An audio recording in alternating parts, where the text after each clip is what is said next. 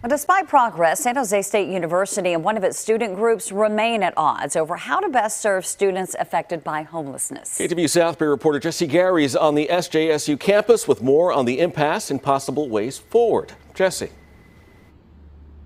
The Student Homeless Alliance and the university had an agreement on how best to serve the needs of this homeless student population. But a year later, and the two sides are seeing the progress that has been made very differently. And that is creating friction at a time of institutional change. Right now is a very stressful time for this population. Having to deal with finals on top of figuring out where they can rest for the night can be a huge burden for some. The grass next to the Olympic statues is partially covered with symbols the Student Homeless Alliance says represent an ongoing problem. Each paper house in place is for each San Jose State student who, at some point, experienced homelessness last year. We have a moral imperative to break this cycle of poverty. And here at San Jose State University, they can do that. Students and faculty too. At a noon rally, student homeless advocates decrying university efforts to live up to a 2020 agreement to help students in need. They say for the first half of the fall semester, of the 100 students who applied for emergency housing, only one bed was granted.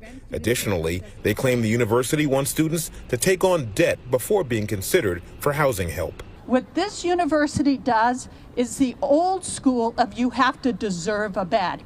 The school should be doing the work to provide basic needs, but instead they're trying to get us to do it for them. Students are not required to take out loans in order to receive housing assistance.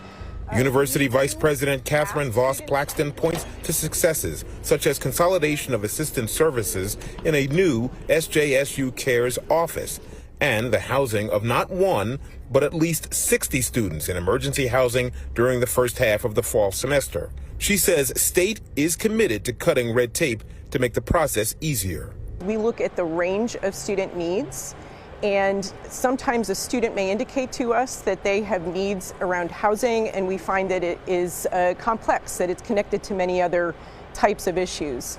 Students say any progress made over the past 12 months is minimal, and that this institution can do better. It is not enough to make claims of future implementations when deadlines have passed and students remain unhoused in their greatest times of need.